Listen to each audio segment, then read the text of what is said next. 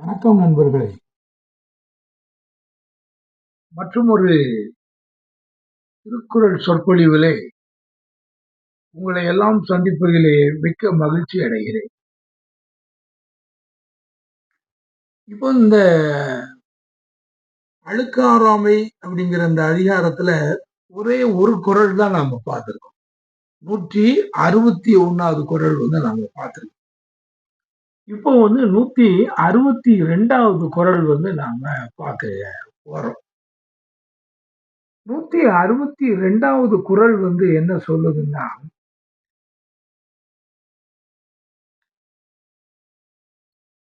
விழுப்பேற்றின்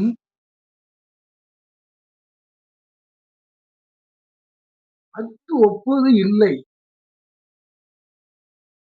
யார் மாட்டும் அழுக்காற்றின் அண்மை வெறி.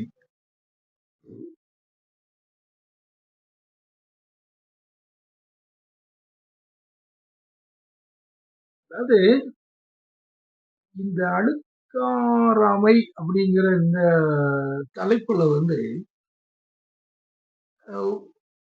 இந்த எமோஷன், இந்த நெகட்டிவ் எமோஷன், அதாவது இது நமக்கு தீங்கு விளைவிக்கக்கூடிய இந்த உணர்வு மனிதர்களிடத்துல இருக்கக்கூடாது.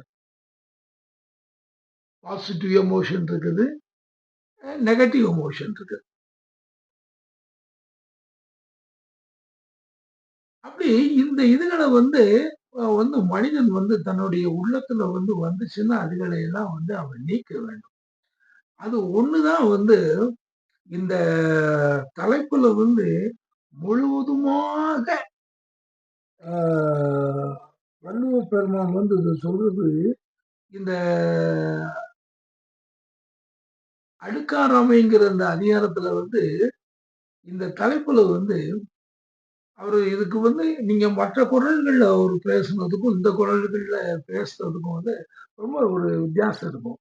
இந்த இந்த உணர்வினுடைய இந்த அழுக்காராமைங்கிற இந்த உணர்ச்சியினுடைய தீமைகளை பற்றித்தான் அவர் சொல்லுவாரு. அது இல்லாம இருந்தா அதனுடைய நன்மைகள் என்ன? அது இது சிறு வயதுல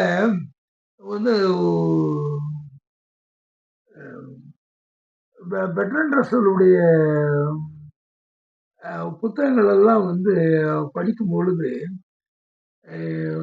எனக்கு அவர் அந்த பாசிட்டிவ் எமோஷன், இந்த நெகட்டிவ் எமோஷன் இப்படிங்கிறதுகளெல்லாம் பற்றி அவர் ரொம்ப விளக்கி இந்த நாம நீக்க வேண்டிய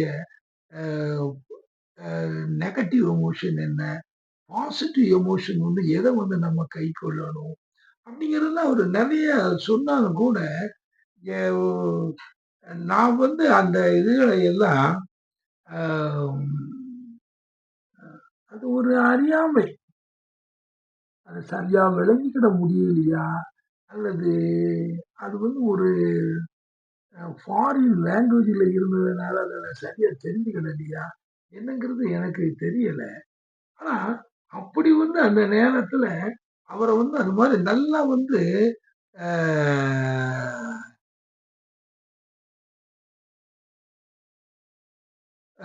நம்ம ஃபாலோ பண்ணியிருந்தோம் அப்படின்னு சொன்னா அது இன்னைக்கு நம்ம ஒரு நிறைய நம்ம உள்ளத்துல ஏற்பட்ட பல தவறுகளை அந்த இதுல இருந்து நாம நீக்கிருக்கோம். அவர் அதுகளையெல்லாம் அவர் சொல்லுவார். நீங்க இந்த தி கான்கொஸ்ட் ஆஃப் ஹாப்பினஸ் அப்படிங்கிற அந்த ஒரு புத்தகத்துல அவர் அதை முழுக்க சந்தோஷத்தை ஹாப்பினஸ் ஹாப்பினஸ் சந்தோஷத்தை நாம் வென்றுதான் எடுக்க வேண்டும்.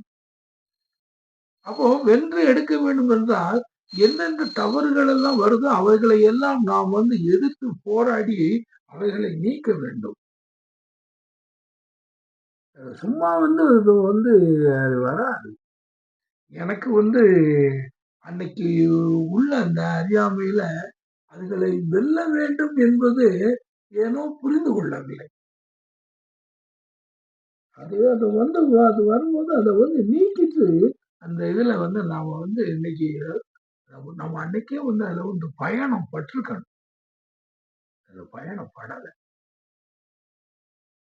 அப்பவே வந்து அந்த பாசிட்டிவ் எமோஷன், இந்த நெகட்டிவ் எமோஷன் அப்படிங்கிறத பத்திலாம் வந்து வெரி ஏர்லி டேஸ் காலேஜ் படிச்சுட்டு இருக்கும்போது அப்படிலாம் வந்து படிக்கக்கூடிய வாய்ப்புகள் கிடைச்சாலும், அத ஒரு முழுமையாக சிந்தித்து, அதை நாம் வந்து பின்பற்றுவதற்குள்ள ஒரு இன்னைக்கு வள்ளுவர் வந்து அதே அந்த அழுக்காராமை எத்தனையோ எமோஷன்கள் பத்தி அவர் இப்ப பேசியிருக்காரு. நம்முடைய ஒழுக்கத்துல வந்து நமக்கு வாழ்க்கையில வந்து என்னென்ன விஷயங்கள வந்து கைக்கொள்ள வேண்டுங்கிறத பத்திலாம் அவரு சொல்லியிருக்காரு. அதே மாதிரிதான் இந்த அழுக்காராமைங்கிறத வந்து நம்ம பொறாமை இல்லாத அந்த தன்மையை அடைய வேண்டுங்கிறதுக்கு தான் அவரு இவ்வளவு இதா சொல்றாரு. இந்த மாதிரி நமக்கு வந்து இன்னைக்கு வந்து திருவள்ளுவர நான் அன்னைக்கு என்னுடைய 25வது வயசுல நான் படிச்சிருப்பேன்னு நினைக்கிறேன். அதுல இருந்து இன்னைக்கு 75க்கு வந்து இந்த 50 வருடங்கள்ல வந்து ஒண்ணும் பெரிய அளவுல வந்து சாதனைங்கிறது நம்மளால பண்ண முடியலல்ல. ஏன்னா அந்த எமோஷன்கள்லாம் வந்து நமக்கு வந்து நம்மள விட்டு போயிருந்தா தான் நம்மளால அத வந்து செய்ய முடியும். இன்னைக்கு திருக்குறள் வந்து திருவள்ளுவர் வந்து அதே இத அந்த அழுக்காராமைங்கிற அந்த இதுல வந்து நாம எப்படி போக்கணும்? இந்த நெகட்டிவ் எமோஷன் அதாவது இப்ப வந்து இதுல நீங்க முழுக்க இந்த 10 குறளையும் நீங்க வந்து நீங்க படிச்சு பார்த்தீங்கன்னா, அப்படி வந்து நமக்கு பாசிட்டிவான அந்த விஷயங்கள வந்து அவர் வந்து நமக்கு சொல்லி தாரார். 2000 வருஷத்துக்கு முன்னாலங்க. பெர்னாண்டோ வந்து இந்த நூற்றாண்டுல இல்ல. அவர் வந்து இந்த 20வது நூற்றாண்டுல அவர் வந்து 19வது நூற்றாண்டுல அவர் பிறந்தவரு. 20ஆம் நூற்றாண்டுல வந்து அவருடைய வாழ்க்கையில பெரும்பகுதி வந்து 20ஆம் நூற்றாண்டுல கழிஞ்சு போனவரு.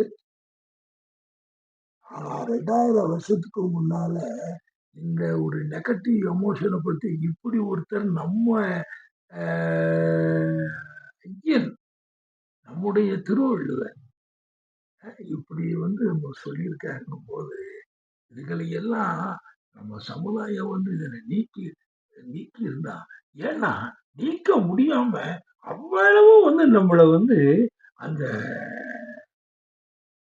நிலத்துல வந்து களைகள் வந்து பயிர்கள் மீது வந்து அப்படியே பரவி போட்டு அமுக்கிட்டு நம்ம தமிழர்களை வந்து இந்த வேற்று மொழி வேற்று கலாச்சாரம் வேற்று இலக்கியங்கள் வேற்று கடவுள்கள் எல்லாம் வந்து போய் அமுக்கி சிந்திக்கிறதுக்கு திறனற்றவன். அதுக்கப்புறம் வந்து திராணியற்றவனாக தன்னால் வந்து எதையும் எதிர்த்து நிற்க முடியுங்கிற அந்த திராணி இல்லாம, சொந்தமாக சிந்திக்க முடியுங்கிற அந்த ஆற்றல் இல்லாம, இப்படி நாம போயிட்டோம். இன்னைக்கும் அப்படித்தான் நம்ம இருக்கோம். அதுக்கு தான் அவர் வந்து இந்த நெகட்டிவ் எமோஷன பத்தி அவர் சொல்றார். என்ன சொல்றாருன்னா, விழுப்பேற்றின் விழுப்பேற்றின் அப்படிங்கும்போது அ வ அது என்னது? ம் ஒழுக்கத்த பற்றி சொல்லும்போது, அது வந்து அ விழுப்பம் விழுப்பம் தரலான் அப்படின்னு சொல்லி நமக்கு சொல்றார்ல. அப்படி இந்த விழுப்பேற்றின் இந்த என்ன விழுப்பேற்றின் அப்படின்னு சொல்லும்போது வந்து, நமக்கு வந்து மிக மிக பயனான அந்த ஒண்ணு விழுப்பேற்றின் அஃது ஒப்பது இல். விழுப்பு ஏற்றின் அஃது ஒப்பது இல்லை. என்ன இல்லைன்னா, யார் மாட்டும்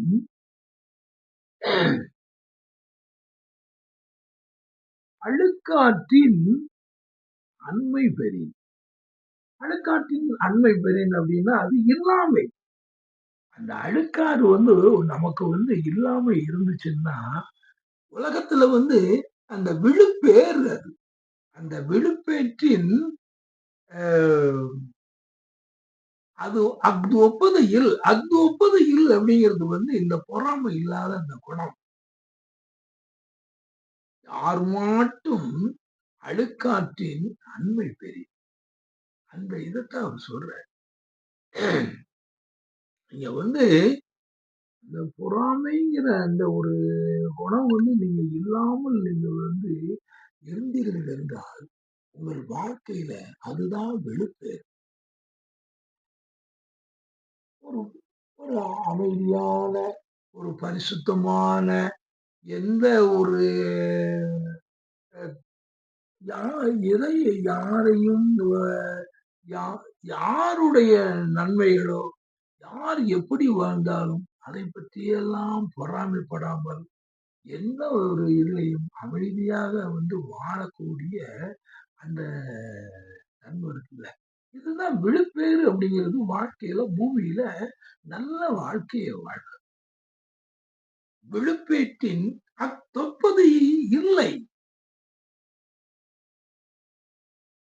யார் மாட்டும் அழுக்காற்றின் அண்மை பெறி. அதை நீங்க விட்டுட்டீங்கன்னா, அதுக்கு மேல ஈடானது ஒண்ணும் இல்லப்பா. நீங்க அதனால அந்த இதை கண்டிப்பா அதை செய்யுங்க.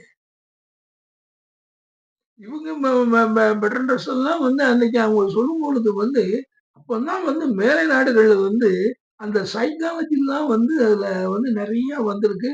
அது சிக்மண்ட் ஃப்ரூட் அப்படிங்கிறவரெல்லாம் அந்த சைக்காலஜி மனிதர்களுக்குள்ள அவங்க நடவடிக்கைகள் சொல்லி அன்னைக்குத்தான் அப்பந்தான் அந்த 20வது நூற்றாண்டு 19வது நூற்றாண்டு இதுகள்லயே தான் இந்த இங்கிலாந்து இந்த அமெரிக்கா இவங்க எல்லாம் இந்த சைக்காலஜியையே அவங்க மனிதர்களுடைய உணர்ச்சிகளுடைய சைக்காலஜியெல்லாம் அவங்க படிச்சு வெளியே சொல்லணும். அந்த சிக்மண்ட் ஃப்ரூட் சொல்றதெல்லாம் நமக்கு விளக்கமா மக்களுக்கு கட்டுரைகளாக எழுதி விட்டது பெர்ட்ராண்ட் ரசல். அவர் தான் அதுகளை எல்லாம் விளக்கி சொன்னார். மக்களுக்கு அந்த ஏபிசி ஆஃப் ரிலேட்டிவிட்டி அப்படின்னு கூட ஒரு புஸ்தகம் அவர் எழுதியிருக்காரு. அவர் ஐன்ஸ்டீன் இந்த தியரி ஆஃப் ரிலேட்டிவிட்டி அப்படின்னு சொல்லி அவர் எழுதும் பொழுது அது மக்களுக்கு நிறைய பேருக்கு அது என்னன்னு தெரியல. அவர் பெர்ட்ராண்ட் ரசல் இந்த ஏபிசி ஆஃப் ரிலேட்டிவிட்டி அப்படின்னு சொல்லிட்டு ஆக பெர்ட்ராண்ட் ரசல் இந்த எந்த பொருளையும் விளக்கி சொல்வதில் அவர் நன்றாக புரிந்து கொண்டு உலகத்துக்கு அவற்றையும் வெளியே எடுத்து சொல்லுவார். அவரை போன்ற ஒரு உண்மைவாதி அவரை போல வெளிப்படையாக மனத்துக்கண் மாசிலநாதன் சொன்னாச்சுன்னா அவரு ஒருத்தர். நான் கூட ஒரு பெர்ட்ராண்ட் ரசலுடைய வாழ்க்கை வரலாறு நான் ஒரு பயோகிராபி எழுத நினைக்கும் போது அதுக்கு நான் கொடுத்திருந்த டைட்டில் என்னன்னா ஏ லைஃப் இன் ட்ரூத்.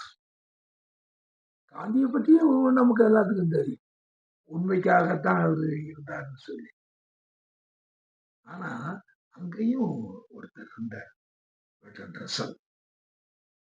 அப்படியே அவங்க காலத்துல அந்த 19 20ஆம் நூற்றாண்டுல தான் அந்த மாதிரிகள்லாம் ஏன் நம்ம பெர்ட்ராண்ட் ரசலை பத்தி சொல்லும்போது அவர் இறந்த உடனே நம்ம ராஜாஜி அவர்கள் என்ன சொன்னார்னா, உலகத்துல எந்த எத்தனையோ சப்ஜெக்டுகள்ல அவருக்கு இணை கிடையாது அப்படின்னார். 73 74 72 அந்த இதுல அப்போ பாருங்க, அப்படித்தான் அவர் பெர்ட்ராண்ட் ரசல் இந்த மாதிரி புத்தகங்களை எல்லாம் என்னமோ அந்த பாக்கியம் நமக்கு கிடைச்சது. அதை எடுத்து படிச்சேன். ஆனா அதை ஃபாலோ பண்ணல. எப்படியோ போயிட்டு அந்த ஒன்று விளக்கி சொன்னாங்க. 20ஆம் நூற்றாண்டுல தான் சார் வந்து இங்கிலாந்துலயும், அமெரிக்காவிலயும் சைக்காலஜிய பத்தி சொல்றாங்க. 2000 வருஷத்துக்கு முன்னாலேயே திருவள்ளுவர் சைக்காலஜிய அவரு எப்படி சொல்றாரு பாருங்க. இந்த ஒரு எமோஷன். இந்த இந்த என்வி, ஜெலசி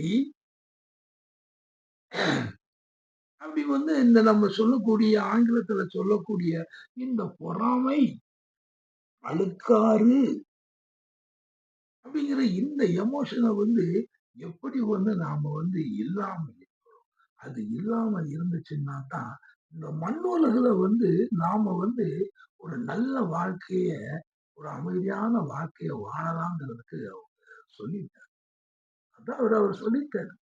அதுக்கு தான் அது வந்துகிட்டு அந்த விழுப்பேறு அப்படிங்கிறாரு. இத விட வந்து என்ன சொல்ல முடியும்? விழுப்பேற்றின் அத்தொப்பது இல்லை. அத்தொப்பது இல்லைன்னா எதுன்னா, யார் மாட்டும் அடுக்காற்றின் நன்மை பெறின். அத நீ விட்டுட்டீன்னா, அதுல விட்டு நீ விலகிட்டீன்னா, அத விட வேற ஒண்ணும் இல்லப்பா. இதெல்லாம் வந்து நாமெல்லாம் வந்து அ மக்களே, நண்பர்களே, இத சொல்றோம், இத கேட்கிறீங்க, இதெல்லாம் வந்துகிட்டு இருந்தாலும், இவைகள் எல்லாம் நாம வந்து விடணும். இதனுடைய விடுமுழுக்கு வந்து இதனுடைய பயன்கள், இது நமக்கு தரக்கூடிய பயன்கள் வந்து ரொம்ப நம்ம வாழ்க்கை வந்து நல்லா இருக்கும். நம்ம நம்முடைய வேலைய பார்ப்போம். அப்ப நீங்க இவனையும் பார்க்கக்கூடாது. அவன் நல்லா இருக்கான். இவன் நல்லா இருக்கான். அவன் அப்படி போயிருக்கான். இவன் இப்படி never. நமக்கு என்ன உண்டு? நாம எப்படி போகணும்? வாழ்க்கையில நாம வந்து முன்னேறது எப்படி? நமக்கு கொடுக்கப்பட்டது என்னது? அத நாம செய்தாமா? பள்ளிக்கூடத்துல படிக்கக்கூடிய வந்து ஒரு மாணவன் இருக்கான்னா, அந்த பையன் அப்படி எடுத்துட்டான். இந்த பையன் இப்படி எடுத்துட்டான். அவன் வந்து அ அவனுக்கு ஏதோ ஒரு டியூஷன் நடத்துனான்னா, இவனுக்கு வந்துகிட்டு யாரோ சொல்லிக் குடுக்காங்க. யாரும் யாருக்கும் சொல்லிக் குடுக்கல. நம்முடையது. நீ எப்படி வந்த அதுல முன்னேறலாம்? நீ எப்படி இந்த பாடத்த விளங்கிக்கிடலாம்? அத வந்து நீ போனா தான் தோன்றி புகழோடு தோன்றுவார். தோன்றி புகழோடு தோன்றுக. அப்படிப்பட்ட ஒரு நிலைய நாம் அடையணும். அதனால இந்த இதுகளை வந்து வெறுமையா வந்து நாம கேட்டுட்டு போறதுல எந்த நன்மையும் இல்ல. என் திருவள்ளுவர் வந்து நமக்கு வந்து 2000 வருஷத்துக்கு முன்னால நமக்கு விட்டுச்சு. உலகத்திலேயே வந்துகிட்டு யாரும் கிடையாது. திருவள்ளுவர் மாரி. திருவள்ளுவர்னா ஒரு தனி மனிதரா வந்து இத செய்தாரா? அவங்க டீமா? அது எல்லாத்துக்கும் ஒரு எடிட்டரா? திருவள்ளுவர் இந்த ஒரு உலகத்திலேயே எந்த நாட்டிலயும் இந்த திருவள்ளுவர மாரி ஒருத்தர் தோன்றவில்லை. இப்படிப்பட்ட திருக்குறள்ங்கிற இந்த இலக்கியத்தை யாராலும் படைக்க முடியாதுங்க. ஒவ்வொரு குறளும் அற்புதம். அற்புதம்னு சொல்லி புகழ்றதுக்காக இல்ல. எங்க ஆள் பெரிய ஆளு, நாங்க அப்படி இப்படின்னு சொல்றதுக்காக. இது செய்து தமிழ் மொழியை மேன்மையாக கொண்டு வர வேண்டும். தமிழர்கள் மேன்மையாக போக வேண்டும். இந்த இந்திக்கு வந்து ஒரு சின்ன சோட்டா லாங்குவேஜ். அவன் இன்னைக்கு வந்துகிட்டு இந்த மத்திய அரசாங்கத்தை வந்து வச்சுக்கிட்டு அவன் என்னெல்லாம் வந்து பண்ணிக்கிட்டு இருக்கான்.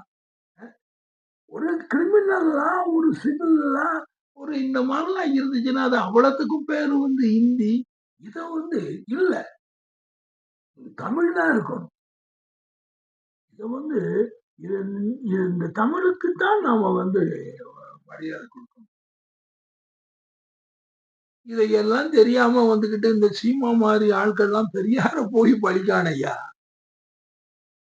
அ என்ன செய்தாங்க? இந்த இன்னைக்கு இந்த நிலை வந்து வர்றதுக்கே வந்து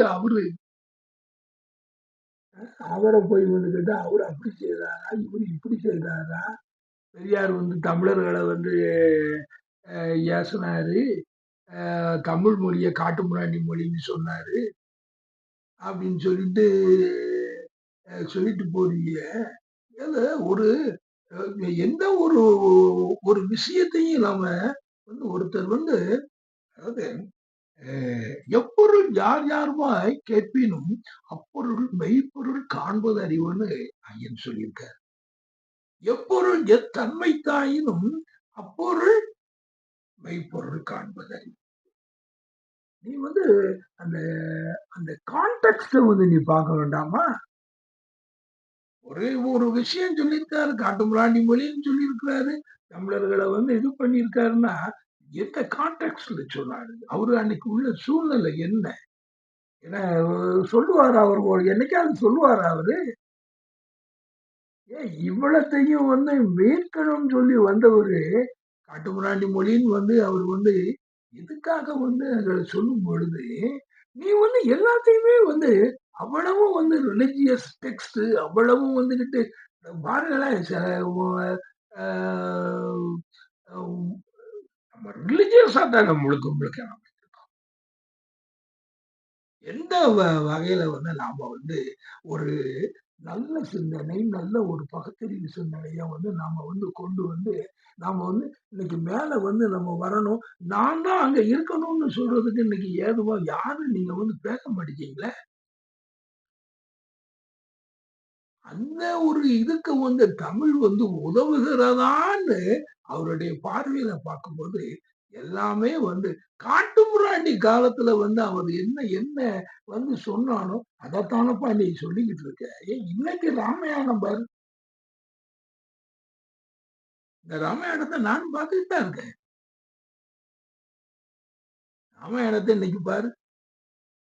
அவ்வளவும் வந்து என்ன என்ன வ அந்த கதைகளினுடைய அந்த போக்கோ, அதனுடைய ஆரம்பமோ, அதனுடைய மற்ற முடிவுரை வரக்கூடிய இதுகளோ, எங்கேயாவது வந்து மனிதன் வந்து ஒரு பகுத்தறிவு உள்ள மனிதன் வந்து அத வந்து அந்த கதைய வந்து ஏற்று அதுல ஏதாவது நீங்க வந்து ஒரு நல்ல கருத்த வந்து நீங்க எடுத்துக்கிட முடியுமா? இதே மாரி தானே நீங்க எல்லாமே மகாபாரதத்துல அவ்வளவு பெரிய போரெல்லாம் புரிஞ்சு கடைசில வந்துகிட்டு எல்லாரும் வந்துகிட்டு சொர்க்கத்துக்கு போறோம், நரகத்துக்கு போறோம். அங்க போய் பாடம் படிக்கான்னா இதுக்கு அது தேவையே இல்லையே அது. பாருங்க இந்த மாரி இப்படிலாம் இருக்குதுன்னா, அந்த ஒரு நிலை வந்து இருக்கக்கூடாதுங்கிறதுக்காகத்தான் வந்து அத வந்து அது இப்படிலாம் நம்ம இது பண்ணணும். அதுகளை எல்லாம் நாம திருப்பி திருப்பி அந்த ஒரு அ சகதியிலேயே விழுந்துகிட்டு இருக்கக்கூடாதுங்கிறதுக்காக அது சொன்னாருன்னா, அது அப்படி சொன்னாரு, இப்படி சொன்னாரு. அ தமிழன இப்படி சொன்னாரு, இப்படி சொன்னாரு. இப்படிலாம் வந்து பேசணுமா? இதெல்லாம் நீங்க பேசி வந்து உங்களுக்கு வந்து பாப்புலாரிட்டி வரணும்னு நினைக்கிறீங்களா? இதனால வந்து உங்களுக்கு பாப்புலாரிட்டியா? பெரியாரை பழித்து உங்களுக்கு பாப்புலாரிட்டி. பெரியார பழித்தவங்க நாளைக்கு திருவள்ளுவர பழிக்கிறதுக்கு எவ்வளவு நேரம் ஆயிரும்? திருவள்ளுவரும் அதே மாரி கருத்துக்களை தான் சொல்றாரு. பெரியார் சொன்ன கருத்துக்கள திருவள்ளுவர் எத்தன சொல்லியிருக்காரு. தனி ஒருவனுக்கு உணவு இல்லையேன்னு சொல்லி பாரதியார் சொன்ன மாரி, அந்த ஒரு பாடல்கள் எல்லாம் வந்து அவர் வந்து திருவள்ளுவர் திருக்குறள்ல சொல்லியிருக்காருல்ல.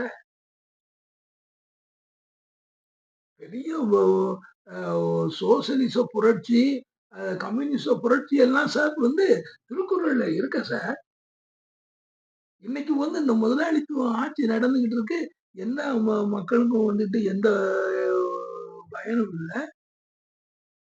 அத பற்றிலாம் வந்து பேசியிருக்காரு. என்னைக்கு இன்னைக்கா? 2000 வருஷத்துக்கு முன்னால. நீங்க நாளைக்கு இவரையும் தான் படிப்பீங்களா? ஆக எதையும் பேசுவதற்கு முன் எண்ணித்துணிய கர்மம். யோசித்து பாருங்க. இன்னைக்கு வெறும் பாப்புலாரிட்டி என்ன பாப்புலாரிட்டிப்பா? உன்ன வந்து அவரு சொல்றாரு, எனக்கு இவங்க பாப்புலாரிட்டி குடுக்காங்க.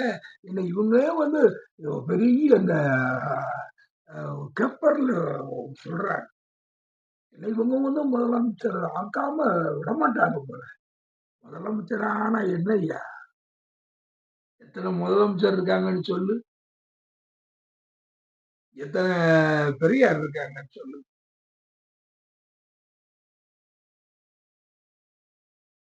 பெரியாரைப் போல் வருமா? முதலமைச்சர் பதவிலாம் வந்து ஒரு பெரிய விஷயமே கிடையாது. அந்த இடத்துக்கு போனீங்கன்னா, நீங்க வந்து அதுக்கு தக்கப்படி நீங்க உங்களுக்குன்னு சொல்லி ஒரு சிறை கைதி, ஒரு கூண்டு பறவை தான் அங்க. என்னமாவது நம்ம செய்ய முடியுதா? இந்தா இருக்காரு ஒரு கவர்னரும் வாராரு, சட்டசபைய அவமானப்படுத்திட்டு போறாரு. என்ன செய்ய முடியுது? நியாயப்படிக்கு வந்துகிட்டு அவர் மேல இம்பீச்மென்ட் வந்து இந்த சட்டசபையில வந்து வந்திருக்கணும். நாமளுடைய ஒரு எல்லாமே வந்து அ தனி அதிகாரம் உள்ள அமைப்புகளாக நாம் இருந்தோம் என்றால் நடந்திருக்கும் அது.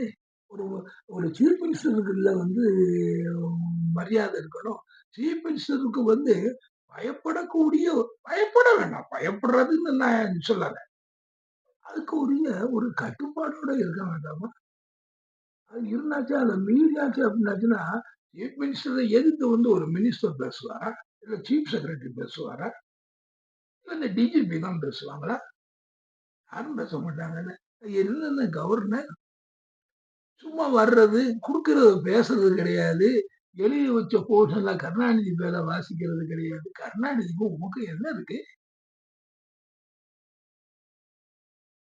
நீங்க வந்து ஒரு அ ஒரு அஃபீஷியல். எங்க இருந்தோ நீங்க வந்து இங்க இருந்து குதிச்சவங்க.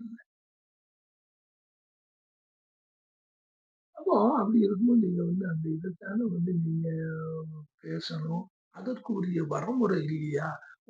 உங்களுக்கு வந்து எந்த ஒரு அ மாறுபாடுகள் இருந்தாலும் அத வந்து சொல்லக்கூடிய இடங்கள்ல நீங்க சொல்லலாமே! ஒண்ணும் தப்பு இல்ல. ஆனாலும் கூட அபத்தமான முறையில வந்து திருவள்ளுவரே வந்து காவி வஸ்திரம் போட்டுல்ல நீங்க வந்து சேர்க்கீங்க. என்ன இருக்கு கவர்னர் சார்? என்ன இதுல வந்து உங்களுக்கு என்ன சந்தோஷம் கிடைக்கும்? நீங்க வந்து இந்த நாட்டுக்காரங்க கிடையாது. உங்களுக்கு வந்து எங்களுடைய திருவள்ளுவருக்கு நீங்க காவி ட்ரெஸ் போடுறதுக்கு உங்களுக்கு என்ன ரைட் இருக்கு? அதுல வந்து என்ன பேஸ் இருக்கு? நீங்க எந்த பேசிஸ்ல வந்து இந்த மாரிலாம் செய்றீங்க? அதாவது வந்துகிட்டு அ என்னது இந்த இந்து மதத்துல உள்ள சனாதன புலவர் அப்படிங்க. சனாதனம்னா என்ன? இதையெல்லாம் வந்து வ கேட்க வேண்டாமா? சீமான். இதையெல்லாம் விட்டு போட்டு ஒரு எப்படி அவரு இன்னைக்கு இருந்ததுனால, இன்னைக்கு வந்து திருவள்ளுவர் இருந்ததுனால தான் நாம இன்னைக்கு இந்த அளவுக்கு வந்து கடைசி வரைக்குமாவது வந்து கொஞ்சம் தெரிஞ்சிருக்கோம். ஆனா, அத ரியலா வந்து அந்த 20ஆம் நூற்றாண்டுல இருந்து அத அ செய்து காட்டுனது வந்து அன்னைக்கு ஒரு திருவள்ளுவர் பிறந்தார். இன்னைக்கு நமக்கு கண் முன்னால ஒரு திருவள்ளுவர் வந்து அவர் இருந்தார். இதையெல்லாம் விட்டு போட்டு ம், நீ ஒரு பாப்புலாரிட்டிக்காக நாளைக்கே நீ முதலமைச்சரா வந்தா எங்களுக்கு சந்தோஷம். ஒண்ணும் இல்ல. யார் வந்தா என்ன? இன்னைக்கு மு.க. ஸ்டாலின் இருக்காரு. நாளைக்கு நீங்க வந்துட்டு போங்க. பதவி வந்து யாரு வாராங்கிறதெல்லாம் பெரிய விஷயம் கிடையாது. அப்படி இந்த மாரிலாம் வந்து இதுல நல்ல முறையில நீங்க நடந்துக்கிடணும் அப்படிங்கிறது தான் எங்களுடைய வேண்டுகோள். அதுதான் இன்றைக்கு வந்து திருவள்ளுவர் வந்து இந்த அடுக்காமை அந்த அதிகாரத்துல அவர் இவ்வளவு சொல்லியிருக்காரு. ஒரு குறளுக்கு நான் இவ்வளவு பேச வேண்டியிருக்கு. ஏன்னா ஏன்னா நான் அந்த அந்த ஹிஸ்டாரிக்கலாவும் பேச வேண்டியிருக்கு. அதுக்கப்புறம் இன்னைக்கு உள்ள சூழ்நிலைக்கு தக்காலையும் நான் பேச வேண்டியது. அதனால தான் இன்னைக்கு இந்த 2வது இந்த குறளுக்கு இவ்வளவு விளக்கம் சொல்ல வேண்டியிருக்கு. இத இத வந்து நீங்க எல்லாரும் அந்த நல்ல முறையில நீங்க புரிஞ்சுக்கிடணும். இந்த அழுக்கானவை வந்து நம்மகிட்ட என்னைக்கும் இல்லாம இருக்கிறத பார்த்துக்கிடணும். சரி. அதுவரை அ உங்களுக்கு நன்றி கூறி விடைபெறுகிறேன்.